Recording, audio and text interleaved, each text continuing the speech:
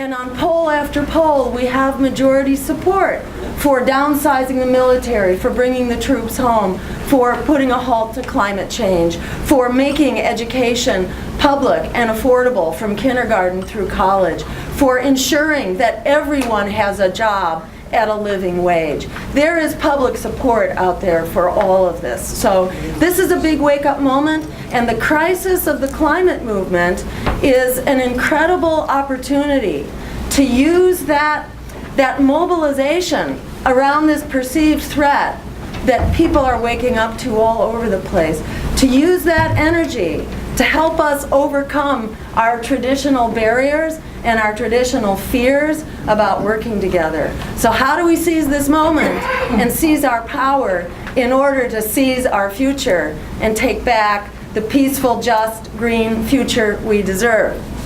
That's the question of the hour. We're going to try to speed through our discussion here, and I may pop out to just try to find Sherry, because Sherry Mitchell may have just sort of gotten lost between the very busy plenaries that she's on. So I'll see if I can bring her in as well while we get started. And we'll try to limit our discussions to 10 minutes apiece so that we can have some time for open discussion.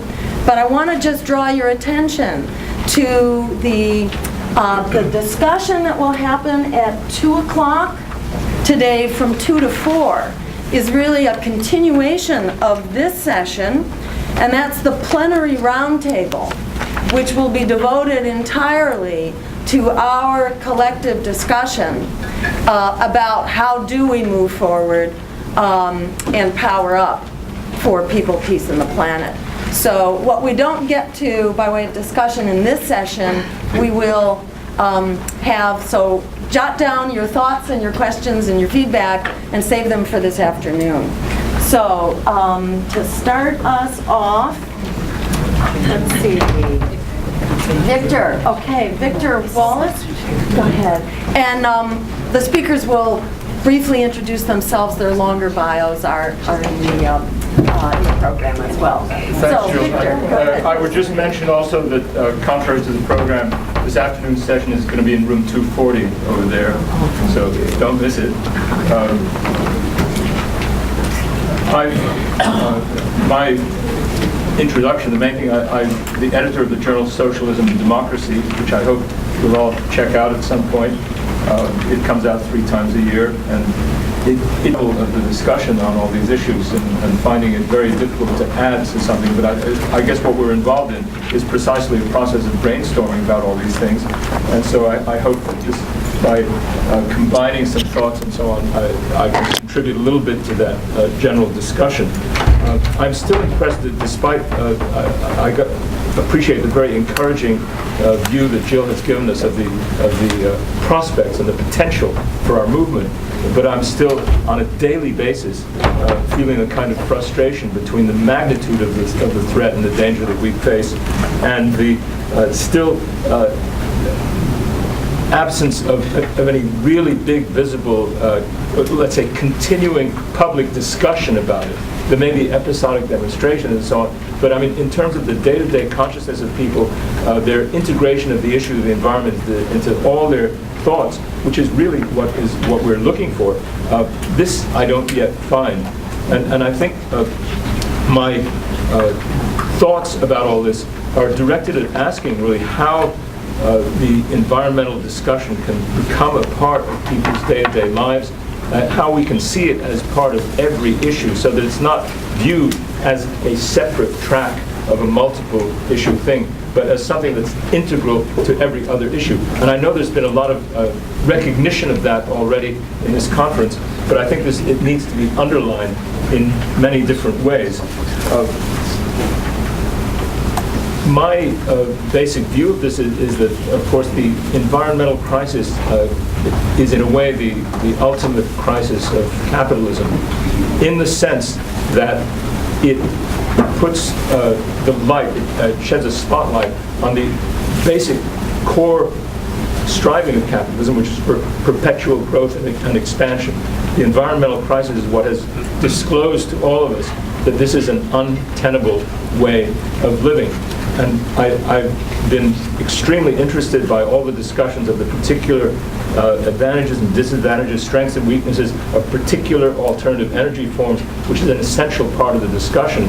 But my focus has been on the complementary, let's say, point that whatever the combination of forms of energy we select, we need to reduce the total demand on the energy grid in whatever form altogether. And that this task is what directly engages the question of the fundamental social reorganization. And so the challenge is how to bring about this transformation. And I guess the central point that I would want to put forward, which again is I've heard in various forms expressed in this conference, is that an explanation of the need for radical transformation, of the need for a totally different economic system, broadly understood as socialism, but still requiring definition, that has to be integral to the public advancement of an ecological perspective. For many people this is counterintuitive. They say, well, let's just get on with it about the environmental issue and leave aside the potentially divisive question of whether you favor socialism against capitalism, because that can only divide people and so on. But I would say, on the contrary, that in view of the kinds of changes that need to be made in the society, and in view of the amount of popular involvement that's necessary, unless we integrate into our discussion of the environment our analysis of what needs to be changed in the society in detail, we won't have an impact. And I think a lot of people have referred to the fact that people are ready for this kind of observation. So what it underlies is the fact that the issue of the environment is in fact a class issue, in the sense that the capitalist class is the one that is responsible for constantly pushing forward this growth and expansion under the rubric or the pretext of getting jobs for everyone.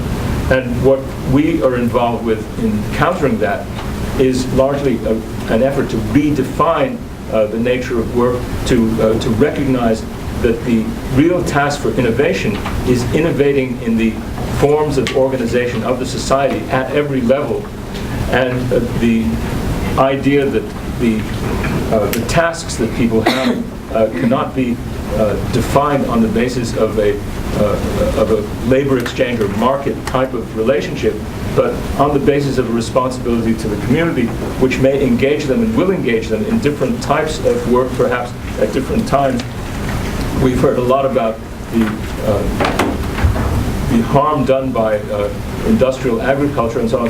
So obviously one of the things, for example, that will be necessary will be for more people to be involved in agricultural work, so that we restore some of the labor-intensive aspect of that, but not that people be on a massive scale restored to exclusively engage in that, but that it be integrated and become part of the life of more people. So, and that the scale of spatial rearrangements that will be necessary, for example, to solve the transportation problem. Really, I envisage digging up whole areas that are now taken up by parking lots and restoring them to green space. All the organization that goes into that is something that requires a tremendous amount of imaginative social innovation and a challenge to the way people interact with each other, to basic assumptions that are constantly reproduced in our present society, which have to be called into question. And this is, I think this just underlines the point that we of the integration of all these issues, and what this is set over against is the agenda of the dominant group, which essentially reacts to the environmental crisis, which it does recognize. I mean, it's more, let's say, enlightened sectors do recognize. They react to it by trying to hoard and monopolize and so on, and it carries even emphasize or amplify all the dangerous trends that already exist.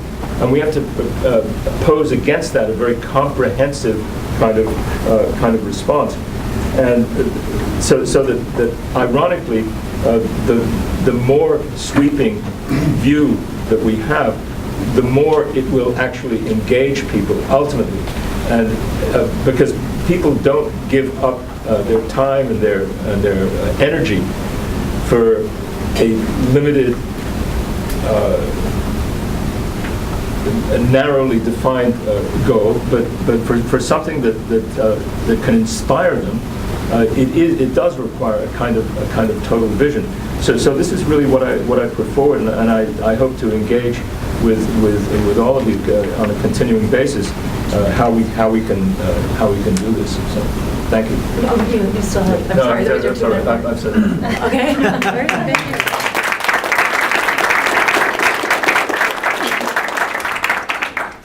And Lauren? I think Lauren Reagan. So I'm Lauren Regan. I'm in the attorney and staff executives and government for misconduct and excessive force. And I coordinate the legal support for tar sands resistance around the country right now, primarily Utah, Texas, South Dakota, where things are kind of rearing up right now. And I kind of wanted to start by sort of dovetailing off of what Victor just mentioned. You know, he talked about how, in addition to trying to stop specific tar sands mines or pipelines from going in the ground, that's kind of a reactionary approach.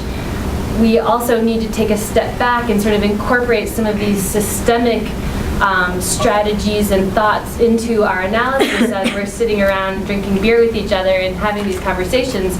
And I agreed with everything that he said, especially in terms of needing to reduce consumption. I would also throw in there that we also need to look at population growth as a factor of that consumption need. And I also, maybe unpopularly, will say we really need to look at our diet in terms of livestock is one of the largest contributors to climate change, water degradation, land degradation, and loss of biodiversity. Everybody who goes and eats a CAFO farmed hamburger today, is also contributing to the exacerbation of climate change. And there are lots of things in our individual days that we all try to do and can do to reduce our own impact. But looking, over 20% of climate change is due to dairy and livestock production. 64% of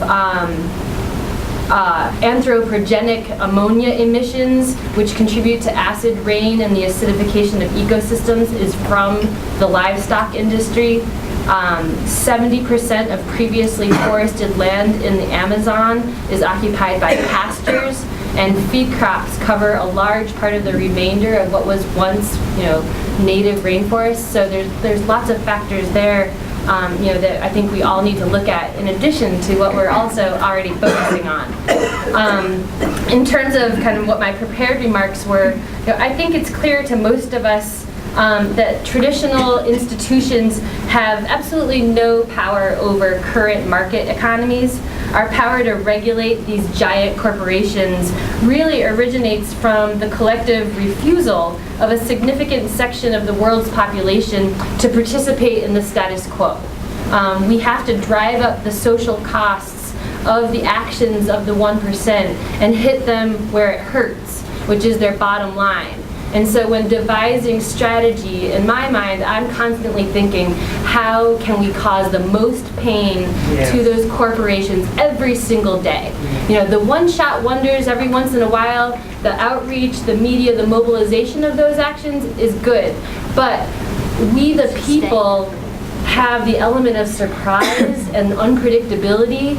When activists show up every few days to TransCanada's corporate offices and mess with those people and being able to do their job, and they have to install giant security cameras, and they're driving their Mercedes convertibles out of the parking lot looking over their shoulder for protesters. That is a win in a lot of ways. It makes them know they should not be so comfortable in where they sit upon this economic pyramid, and that we the people really do have the power at any time to shift this and mess with them back. They have money and power and ways to kill us in a million different ways. But we are like mosquitoes. There are far more of us than them, and we may be a nuisance factor now, but mosquitoes can take a cow down in a pasture and kill it. And I think that we all have the ability to do that within our movements and within ourselves. The central thesis of the book, The Poor People's Movements, is that popular movements are most effective when they seize moments of popular unrest, through strikes or sit-ins or other forms of direct action, instead of lobbying in respectable or socially acceptable ways. And we've seen this time and time again. From the rank-and-file strike waves of the 1930s to the nationwide sit-ins of the 1960s to the WTO in the 90s, we have seen illustrations of that power, and then we have seen the fear and draconian response by the state, to those efforts. And I think that that's kind of a glimmer of what we could do if we were able to sustain it. I don't think that we're going to see justice until billions of people all across the world have poured into the streets. We know how to spread a global movement.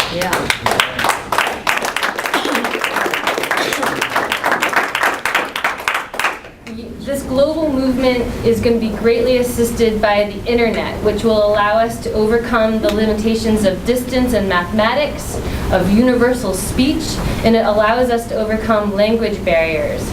Climate justice has become 350. Rejection of tyrannical rule in the Middle East has become the Arab Spring. Occupy Wall Street, the 99%ers. And almost instantaneously, we have kind of created our own histories in making these moments in time. We're able to define our movements and control their message more now than ever before. Most of us, I would probably say in this room, get the majority of our news from independent media sources or the internet now, or at least we supplement it with that. And for the first time in a long time, having been a lifelong environmental activist, we can actually frame our own message and get it out there and not rely on some idiot from Fox News to, water down everything we say and make us look like fools. And I think that, and not only that, I think that we need to recognize that we should not be satisfied with fighting for mere survival. Some of the statistics that I gave and some of the discussion, it's as if we have to fight for just enough water to be able to drink and flush our toilets. But our struggle should also be one of dignity, of happiness, self-actualization. No longer should we allow ourselves to be cajoled by the fallacy that self-interest is the sole form of human motivation. It may be for those that find themselves atop that economic pyramid, structured toward relentless greed, but we can be sure that in a society that rewards a radically different and more positive social character, no economic pyramid is going to exist at all. And to me, that's the goal that I keep in my head every day as I work toward that goal.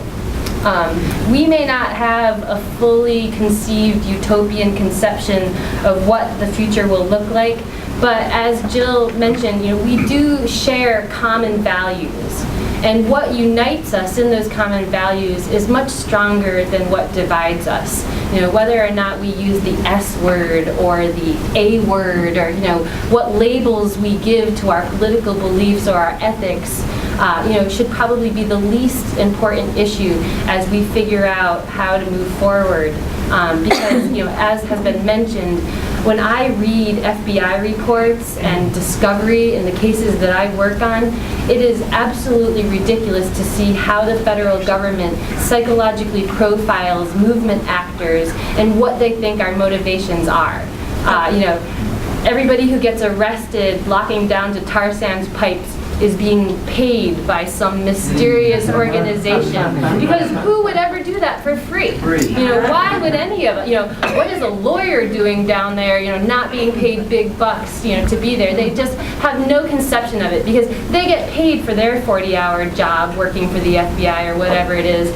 But we have the passion and drive to work for what we're doing out of love.